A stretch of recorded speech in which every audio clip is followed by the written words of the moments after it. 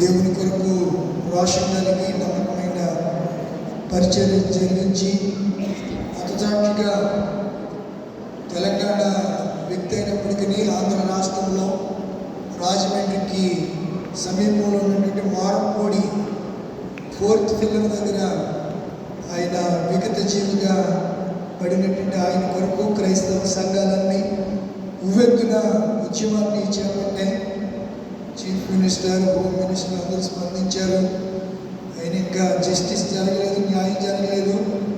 ఈరోజు వారి కుమార్తెలు, వారి భార్య స్టేట్మెంట్ చాలా అద్భుతంగా ఉంది. ఇదే స్టేట్మెంట్ ఒకప్పుడు గ్రాహం స్టీన్ గారి భార్య చెప్పింది.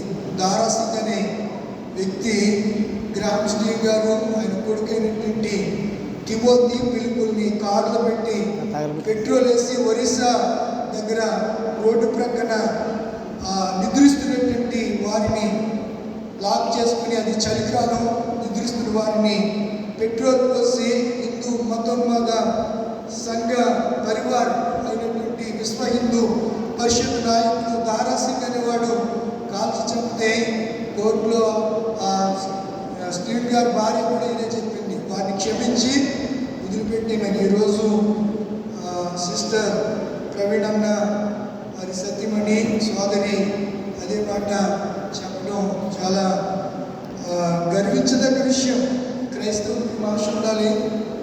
తప్పకుండా ఎంతోమంది ప్రవీణ్ పగడాల వారు దేవునికి వరకు నిలబడే రోజులు దగ్గరగా ఉన్నాయి. ఎందుకనగా మన దేవుడు త్వరగా రాబోతున్నాడు. ఆయన అన్నాడు, ఈ రాజ్య సువార్త సకల జనులకు సాక్షాత్మై ప్రకటింపబడును, అటు పిమ్మట అంతము వచ్చును. కానీ సువార్త ప్రకటించబడాలి. చాలామంది వ్యతిరేకిస్తూ ఉన్నారు, చాలామంది తిరస్కరిస్తున్నారు, చాలామంది క్రైస్తవ్యాన్ని దూషిస్తున్నారు, యేసుక్రీస్తుని గురించి చెడ్డగా మాట్లాడుతున్నారు. యేసుక్రీస్తు ప్రేమ వారికి అర్థం కాలేదు.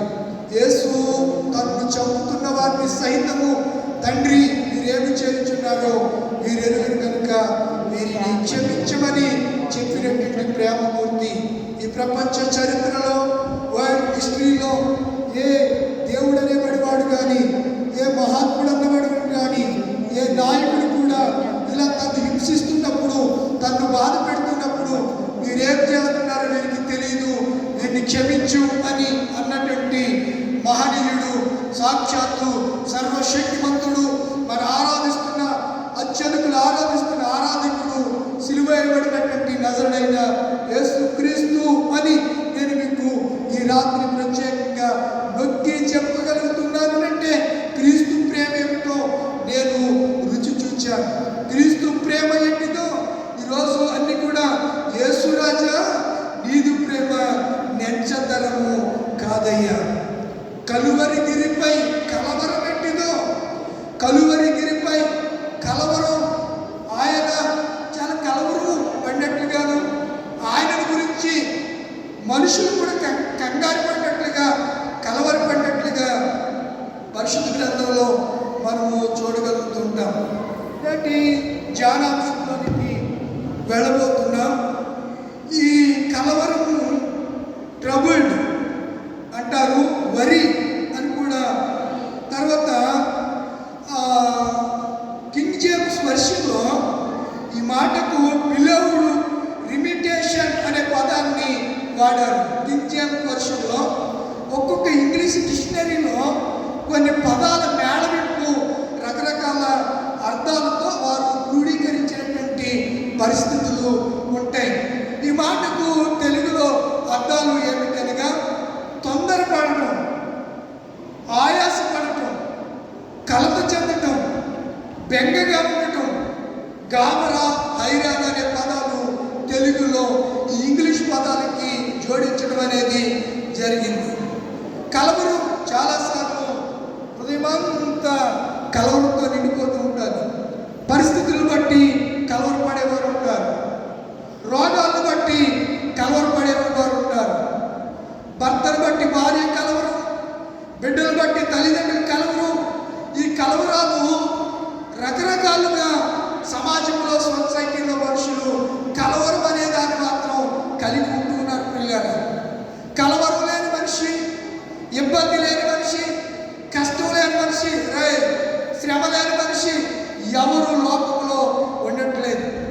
సాక్షాత్తు మన యేసు ప్రభు వారు కూడా తను ముందున్నటువంటి శిలువ మరణం గురించి, తాను ఎదుటినటువంటి ఆ గిన్నెని గురించి, తండ్రి చిత్తానుసారంగా నియమింపబడిన గిన్నెని గురించి ఆయన తొందరపడుతున్నాడు, చింతాక్రాంతుడవుతున్నాడు. కలవరంతో మూలుగులతో ఆయన గెత్సేమనే తోటలో ఏం చేస్తున్నాడు చెప్పండి? ప్రార్థన చేస్తున్నాడు. కొంతమంది కలవరంలో ఏదో మాట్లాడేస్తుంటారు. ఏదో డైలాగ్ ఉంది, ఏంటి చెప్పండి? తెలీదా? నన్ను ఇబ్బంది పెడితేనో కలవరం పెడితే నేను ఎక్కువగా కొట్టేస్తాను అనే డైలాగ్ ఉంటుంది. నన్ను ఎక్కువగా ఇబ్బంది పెట్టండి, ఆ ఇబ్బందిలో కలవరంలో ఏదో చేస్తాను నేను ఎక్కువ. ఎందులోది నీకు తెలిసిందే. మీ సిస్టర్ చిత్రం నాకు చెప్పండి, నాకు తెలియదు. ఎక్కడో విన్నాను, కన్ఫ్యూజ్లో ఎక్కువ కొట్టేస్తాడంట. ఎందులోది లోకియా చూడండి, సిగ్నల్ చూడండి. నేను చూస్తానండి నా వాక్యం కొరకు కన్ఫ్యూజ్. ఆ తొందరపాటులో కొన్నిసార్లు అవతల వ్యక్తి మనం కొట్టడానికి వస్తూ ఉంటే ఈ కంగారు పడి ముందేళ్ళి కలబడి కోసం వాళ్ళు ఉంటారు కొంతమంది. ఏమోసేసా ఆడు వచ్చి వీడికి ఏమంటాడు మాటలతో ఎక్కడో ఉంటే ఆడు వచ్చి ఎక్కడ కొట్టేస్తాడు, వీడికి కలవదు, తొందరపాటు ఎక్కువైపోయి ఎలుగొట్టేది. పెద్దవాళ్ళు ఏమంటారంటే, ఎరా నీకు అంత తొందర ఎందుకురా, నీదే తప్పు, నువ్వు వెళ్ళి ముందు నువ్వే కలబడిపోయి కొట్టావు, నీదే రాదు, నువ్వు చేసిన పని మంచిది కాదు అని అనుకుంటారు. అయితే ఇక్కడ రాయబడినటువంటి లోక సంబంధమైన తొందర గురించి కాదు ఈరోజు మన అంశం. లోక సంబంధమైనటువంటి కలవరాల గురించి కాదు ఇక్కడ రాయబడినటువంటి అంశం. మనకి ఇవ్వబడినటువంటి అంశము యేసు ప్రభు వారు కలవరు, ఆయనతో ఉన్నటువంటి శిష్యులు కూడా కొన్నిసార్లు ఇబ్బంది పడ్డారు, కలవరు పడ్డారు అనే సంగతులు నేను మీకు జ్ఞాపకం చేసుకున్నాను. ఒక భక్తుడు ఒక పాట రాశాడు. ఏం పాట చెప్పండి? కలవరపడినే కొండల వైపు నా కన్నులే తురునా, కొండల వైపు నా కన్నులేటి కొలువతో నేను అది అనుకుంటున్నా. కలవరపడినే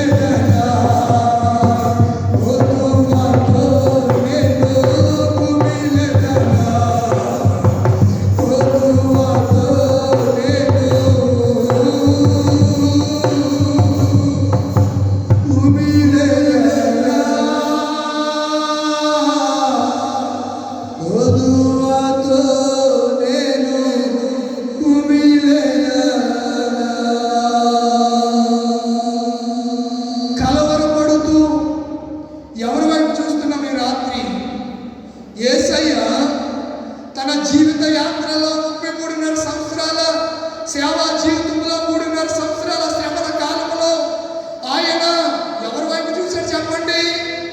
ఎవరి వైపు చూశాడు? తండ్రి వైపే చూశాడు. ఒక ప్రక్క కలవరము, శిష్యులు బట్టి వేదన, శిష్యులు చాలాసార్లు యేసును బాధ పెట్టిన సందర్భాలు అనేక కోకొల్లలుగా బైబిల్ గ్రంథంలో రాయబడినాయి. అలాంటి పరిస్థితుల్లో కూడా యేసు ప్రభువు వారు ఎందుకు కలవరపడ్డారంటే తాను ముందున్నటువంటి శిలువ మరణాన్ని గురించి ఆయన కలవరం కాదు, కానీ ఈ శిలువ మరణాన్ని ఎలా అధిగమించి ఈ ప్రజలందరికీ పాప క్షమాపణ విమోచన కలుగ చేయాలనేది ఆయన తాపత్రయం, ఆయన ఉద్దేశము, ఆయన సంకల్పం. చాలామంది క్రైస్తవ భక్తులు తమ జీవితాన్ని ప్రాణంగా పెట్టుకున్నారు, సాక్రిఫైస్ చేశారు, త్యాగం చేశారు దేవుడి కొరకు. ఈ రాత్రి దేవుడు నిన్ను అడుగుతున్నాడు, నువ్వే త్యాగం చేసావని. ప్రభు కొరకు ఏం త్యాగం చేయగలుగుతున్నావు? ఇంతగా నిన్ను కాపాడుతున్నాడే, ఇంతగా నిన్ను పోషిస్తున్నాడే, ఇంతగా నిన్ను ఆదరిస్తున్నాడే, ఇంతగా నీ పట్ల ఒక ప్రణాళిక కలిగి నీ బాగోగులను చూస్తూ నీ అనారోగ్య సమస్యలో ఆయన మీద వేసుకుని ఆయన పొందిన దెబ్బల చేత నీకు స్వస్థత అనుగ్రహించిన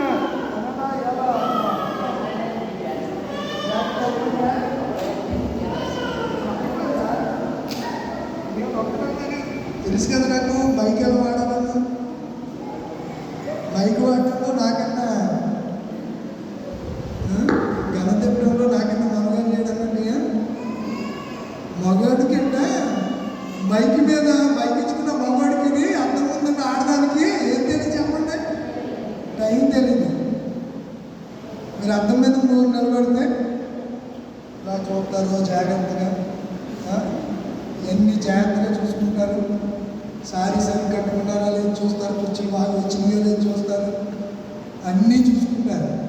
మేకప్ ఎక్కడన్నా అట్టుకోలేదేమో చూసుకుంటారు. ఈ మధ్యలో పెయింట్ వేసినట్టే వేస్తారు మేకప్. ఏంటి ఏమేస్తున్నారు? మేకప్ ఏం వేసినట్టు? గోడ పెయింట్ వేసినట్టే అంటున్నారు. అంత దసరగా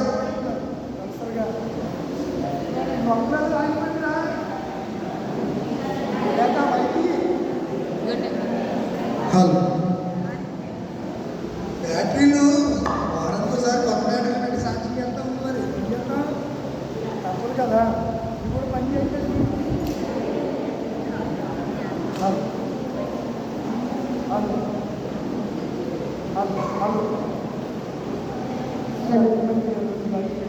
హలో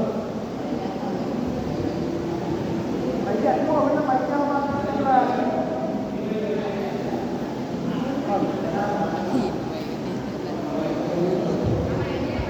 హలో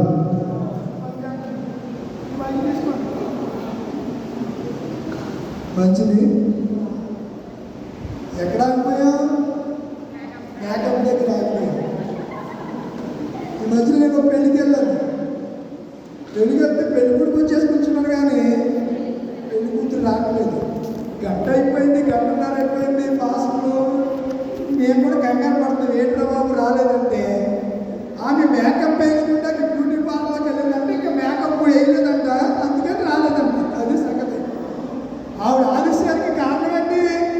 రీజను. ప్రతి దానికి ఒక రీజన్ ఉంటుంది.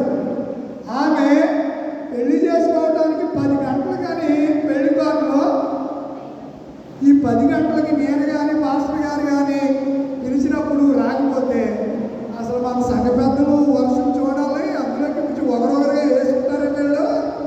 ఆ పెళ్ళోళ్ళు ఇస్తారో లేకపోతే ఏమైనా సొంత డబ్బులు అంటే తాగుతారో తెలియదు, కానీ రావాలి కదండి మాస్టర్ గారు. మీరు రావాలి. అసలు ఏంటి అసలు మీరు ఏంటి రావట్లేదు? టైం అయిపోయింది. తీరా ఎక్కడికి వస్తే ఆమె ఎక్కడ ఉంటుంది? ఇంకో డిస్టెంట్ తెలుసా? అంతకుముందు పెళ్ళికి వెళ్ళాను. ఆ అమ్మాయికి పెళ్లి కొడుకు అంటే చేసుకోవడం, ఆ కుర్రోడు చేసుకోవడం ఇష్టం లేదంట. మరి ఆ రోజు పెళ్లి చూపుల్లోనూ మాట్లాడుకున్నప్పుడు చెప్పాలి కదా, ఆయన అంటే నాకు ఇష్టం లేదు, నేను పెళ్లి చేసుకుని నాకు ఒక లవర్ ఉన్నాడు, ఆయనే చేసుకున్నానని చెప్పాలి కదా. చెప్పుకోకుండా పెళ్ళి చేసుకుని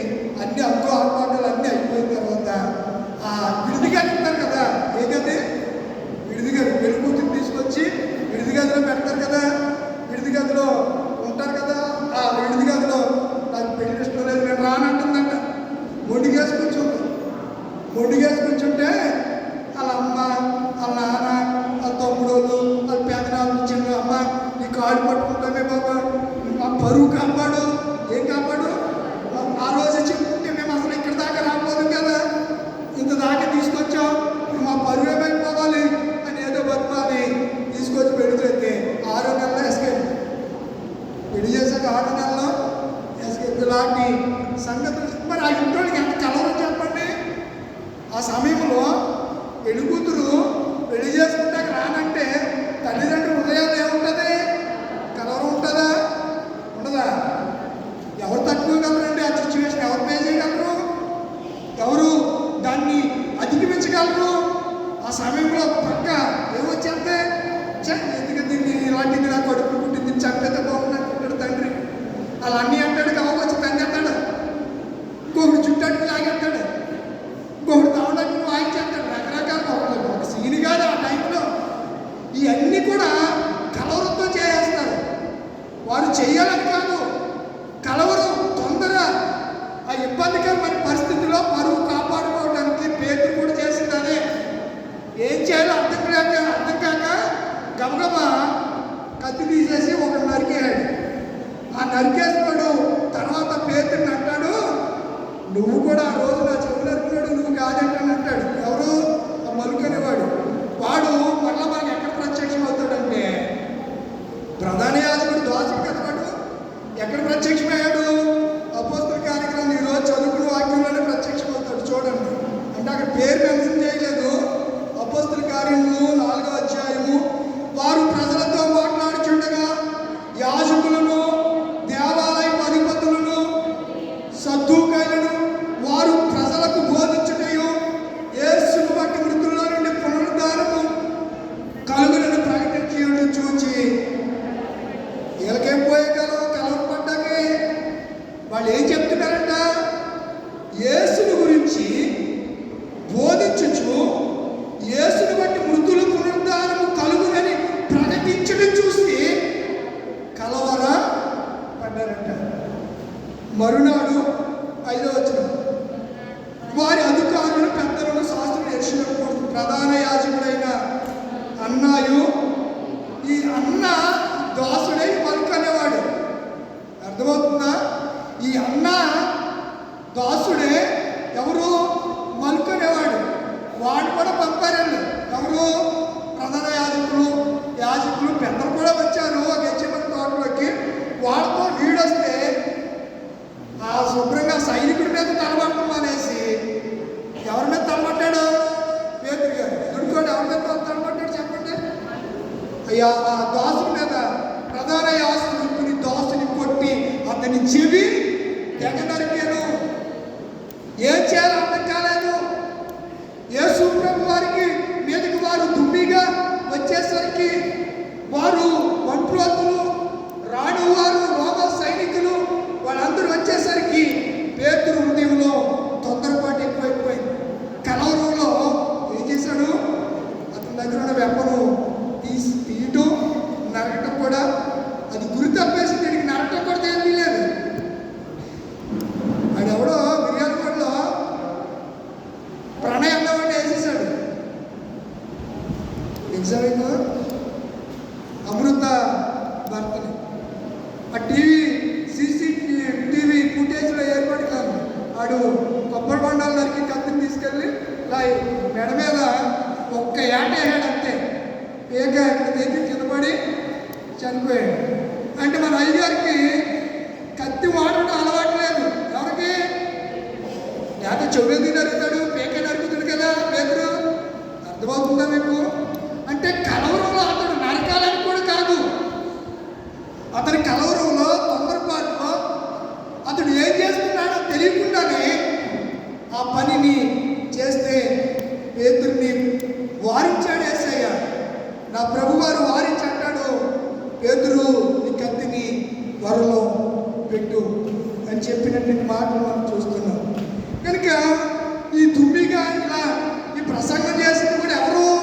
పేతురే. మొట్టమొదటి పెంతుకొస్తున్న ప్రసంగం చేస్తే పేతురు ప్రసంగం విని 8,000 మంది మారారు. మీరు ఇప్పుడు చెప్పాలి. 3,000 మంది. ఎక్కడుంది? 2వ అధ్యాయము చదవండి. ఎక్కడుందో చదవండి. చదవచ్చు కదా.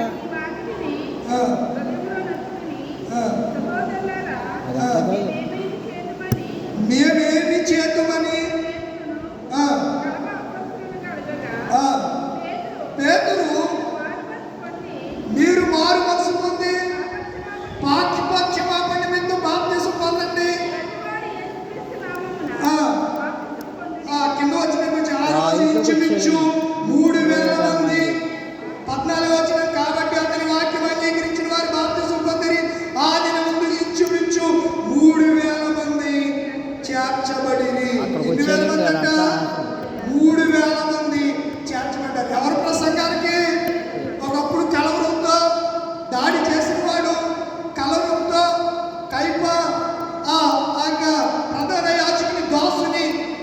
చెవిని తెగ నరికినటువంటి పేతురు ఇప్పుడు పరిశుద్ధాత్మ పూర్ణుడై ప్రసంగం చేస్తే 8,000 మంది మారిపోయారంట.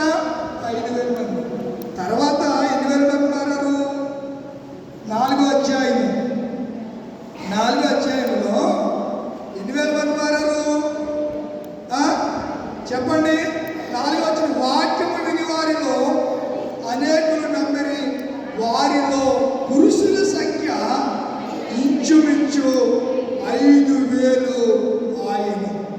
మొదటి ప్రసంగానికి ఎంతమంది మారారు? ఈ దినాల్లో కేకలు మొగలు కానీ కుప్పూర్చే ధాన్యం లేదంటే పెద్దలు సామి చెప్పేవారు. కేకలు వేసేవారంట, అరుపులు.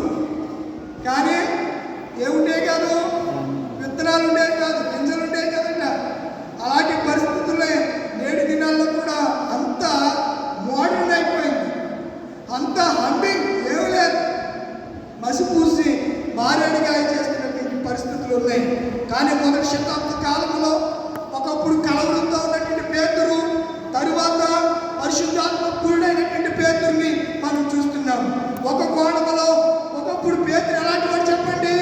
దుడుకోడు, కంగారాడు. ఒక విషయం చెప్పనా, పేతురు జలోతే అనే తీవ్రవాద వర్గంలో నాయకుడు ఒకప్పుడు పేతురు. మరి ఎందుకు కత్తి తిప్పడం రాలేదు నాకు అర్థం కాలేదు. నేను హిస్టరీ చూశాను. అంటే నాయకుడు ఎలా అయ్యాడంటే, ఇశ్రాయేల్ ప్రజల్ని ఎవరు పరిపాలిస్తున్నారు? రోమన్లు పరిపాలిస్తున్నారు. యేసుప్రభు సిలువేసేటప్పటికి పిలాతు ఏ గవర్నరు? రోమా గవర్నరు పిలాతు. యూదుడు కాదు పిలాతు, యూదుడు కాదు. హేరోదు కూడా యూదుడు కాదు. హేరోదు ఎదోమీయుడు. హేరోదు ఎవరు? ఎదోమీయుడు. మీరు ఆలోచించేయండి. ఇశ్రాయేల్ ప్రజల్ని వారు ఇతర రాజ్యముల నుంచి విడుదల కలగాలని ఒక వర్గం తయారైంది. ఇప్పుడు మొన్నటిదాకా ఆంధ్ర రాష్ట్రంలో నక్సలిజం ఉండేది. నక్సలిజం ఇప్పుడు ఒరిస్సా, ఛత్తీస్గఢ్ ఆ ప్రాంతానికి వెళ్ళిపోయింది. ఏజెన్సీ ప్రాంతంలో ఒకప్పుడు నక్సలిజం ఉండేది. అదే ఏజెన్సీ ప్రాంతంలో మన పశ్చిమ గోదావరికి జిల్లాకు చెందినటువంటి మోగలు ప్రాంతానికి చెందిన రాజుగారు, ఆయన పేరే పేరు చెప్పండి? అల్లూరి సీతారామరాజు. ఆ మన్య ప్రాంతాలకు వెళ్ళి బ్రిటిష్ వారితో ఏం చేశాడు చెప్పండి? యుద్ధం చేశాడు. అప్పుడు ఇప్పుడు వాళ్ళే చేతుల్లో AK-47 రైఫిల్స్ ఉండేవి కాదు. వాళ్ళు ఏం చేసేవారు? వారు ఆధునిక యుద్ధం కాదు, రాతి యుద్ధం చేసేవారు. బాణాలతోనూ వింటెలతోనూ వాళ్ళు యుద్ధాలు చేసే పరిస్థితులు, ఆ పరిస్థితులు. అలాంటి వర్గములు అంటే మా దేశాన్ని ఈ యొక్క అన్య రాజుల చేతుల నుంచి విడిపించుకోవాలని ఒక గ్రూపు తయారైతే ఆ గ్రూపులో చేర్చబడ్డవాడు ఒకప్పుడు పేతురు. చేపలు పట్టుకునేవాడే. స్లీపర్ సెన్స్ అంటారు, తెలుసా మీకు? ఏమంటారు? స్లీపర్ సెన్స్ అంటే ఉగ్రవాదులు మన మధ్యలోనే ఉంటారు. వాళ్ళకి అవతల నుంచి వాళ్ళ నాయకుడి నుంచి ఏమొస్తాయి? గైడెన్స్ వస్తాయి. లేపేటంటే మన మధ్యలో లేచి అందరినీ టపాలు AK-47 నుంచి కాలుతూ ఉంటారు. వాళ్ళని స్లీపర్ సెన్స్ అంటారు. ఏమంటారు? స్లీపర్ సెన్స్ అంటారు. అలాంటి వర్గములో ఉన్నటువంటి పేతురు క్రీస్తును వెంబడించడం ద్వారా, క్రీస్తును అనుసరించడం ద్వారా 3.5 సంవత్సరాల్లో ఏమి మార్పు పొందలా.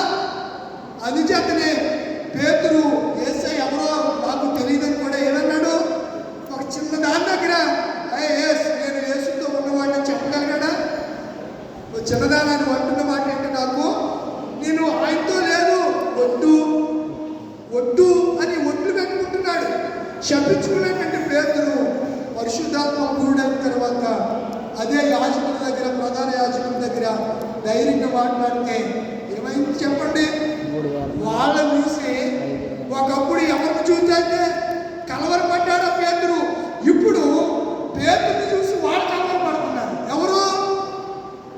ప్రధాన యాజకులు, శాస్త్రులు, సద్దుకాయులు, పరిసయ్యులు.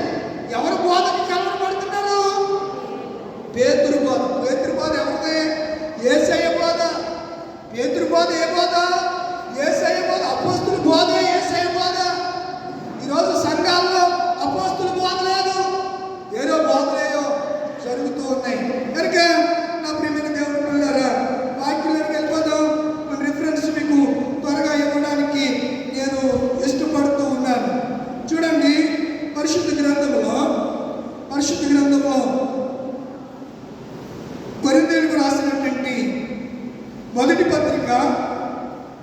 15వ అధ్యాయం 3-4 వచనాలు చదవండి.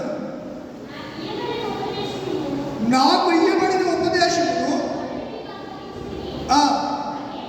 అదేమనగా లేఖనముల ప్రకారము క్రీస్తు మన పాపముల కొరకు మృతి పొందెను, సమాధి చేయబడెను, లేఖనముల ప్రకారము 3వ దినమున తిరిగి లేచెను, లేపబడెను అనే ఈ అపోస్తులు బోధ చేస్తూ ఉంటే ఆ దినాల్లో వారందరిలో బోధ విన్న వాళ్ళందరిలో కూడా, అంటే అందరిలో అని కాదు, ఎవరికి శాస్త్రులకి పరిసరాలకి ఏం కలిగిందంట?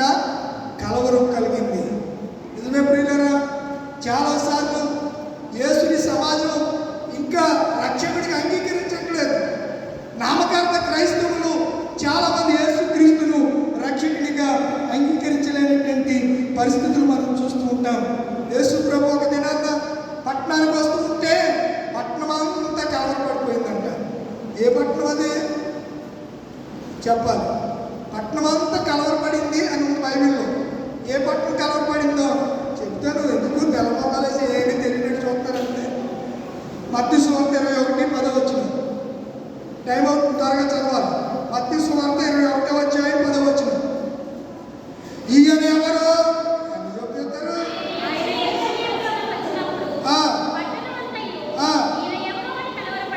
ఎవరంట? పట్టణమంతా ఈయన ఎవరు అని కలవరపడింది. ఎక్కడికి వచ్చినప్పుడు? యేసు ప్రభువారి మన హృదయంలోకి వచ్చినప్పుడు మనల్ని చూసినటువంటి అన్యజనులు కలవరపడాలి. నిజంగా నీ జీవితాన్ని చూసి ఇలా క్రైస్తవులు చూసి అన్యులు కలవరపడలే. ఎందుకంటే వీడు ఆ సారా కొట్టుకాడే ఉంటాడు, ఈ ప్యాకెట్లో కూర్చుంటాడు. ఇంక ఈడంటే ఆడికే భయం ఉంటుంది? ఉండదు కదా. సినిమా హాల్లోని ఈడే ఉంటాడు, రిలీజ్ రోజు మొదటి వరుసలో ఈడే ఉంటాడు. ఆ తొత్తి స్లాంలో చచ్చిపోయినాడు పేరు ఏ లాదరో దానియలో నతనియలో జక్రియో ఇది పేరు. మీరు అంటలేదా? ఆ సినిమాలకి వెళ్ళి చచ్చిపోయేవాడు ఎవడో క్రైస్తవ పేరు పెట్టుకుని అక్కడికి వెళ్ళి చచ్చిపోయేవాడు ఎవడంటే ఈ నామకార్థ క్రైస్తవుడు. మరి నిన్ను చూస్తే వాళ్ళకైతే కలవరం వస్తుంది. కానీ 2000 సంవత్సరాల క్రితము నా యేసయ్య పట్టణానికి వస్తే పట్టణం అంతా ఈయన ఎవరో అని కలవరపడ్డారంట. మరొక మాట మీకు జ్ఞాపకం చేస్తాను. మార్కు సువార్త 13వ అధ్యాయం. మార్కు సువార్త 13వ అధ్యాయం 5వ వచనం. మార్కు సువార్త అమ్మా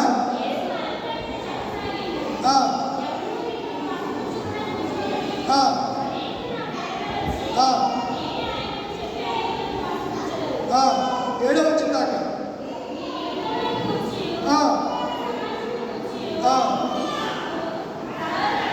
మీరు బైబిల్ చదవడం నేర్చుకోవాలి. సబ్జెక్ట్ ఏంటి? అప్పుడు ఎక్కడ ఉందో కలవరం అని అది చేస్తే టైం సేవ్ అవుతుంది. అది నువ్వు అంశం ప్రకారం వెళ్తున్నప్పుడు అంశం ఏంటి? కలవరమే కదా. అప్పుడు నేను రెఫరెన్స్ ఇచ్చినప్పుడు ఒక్కొక్కసారి 1-2 వచనాలు కలిసి ఉంటాయి. అది మధ్యలో ఎక్కడ ఉంటుంది. మనకు కావాల్సినటువంటి వాక్యం మధ్యలో ఎక్కడ ఉంటుంది. అప్పుడు మీరు ఏం చేయాలి? డైరెక్ట్గా మన ఫోకస్ అక్కడికి వెళ్ళిపోవాలి, మన ధ్యానం అక్కడికి వెళ్ళిపోవాలి. అరే సేవకులు కలవరాని గురించి చెప్తున్నారు కదా, ఈ రిఫరెన్స్ ఇది ఇక్కడ ఉందని చెప్పి వెంటనే చదవాలి. మీరు యుద్ధముల గురించి, యుద్ధ సమాచారాల గురించి విందురు ఎవడును మిమ్మల్ని మోసపరచకుండా కలవరపడకుండా చూచుకోనండి. చాలాసార్లు కలవరం ఎక్కడో ఏదో ఒక వదంతి పుడుతుంది. ఆ మధ్యలో మీకు తెలుసో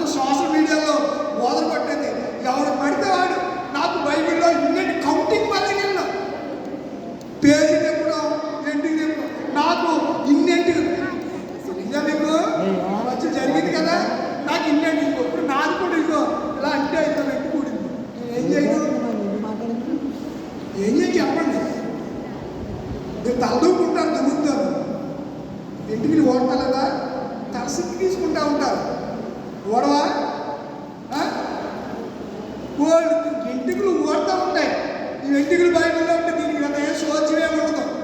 ఇప్పుడు యేసు ప్రభు ఇలాగే చెప్తున్నాడు, ఇలాంటి విషయాలతో మిమ్మల్ని ఏం చేస్తారు? కలవరపరుస్తారు. మోసం కాదు, కలవరపరుస్తారు. ఎందుకు ఉందంట? అది ప్రసంగ గ్రంథంలో ఉందంట, లేకపోతే యక్ష గ్రంథంలో దొరికిందంట, ఆది గ్రంథంలో ప్రకటన గ్రంథంలో దొరికిందంటే ఇంకా మామూలుగా ఉండదు. ప్రకటన గ్రంథంలో దొరికిందంట. ఇంకేముంది? లోకం మీదకి ఏమొచ్చేద్దాయి?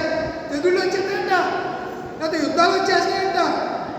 వస్తాయి, అవి వస్తాయి. రావని వేసుకుంటే చెప్పలేదు కదా, వస్తాయి. వచ్చినప్పుడు మీరు ఏమో కావద్దని చెప్పాడు.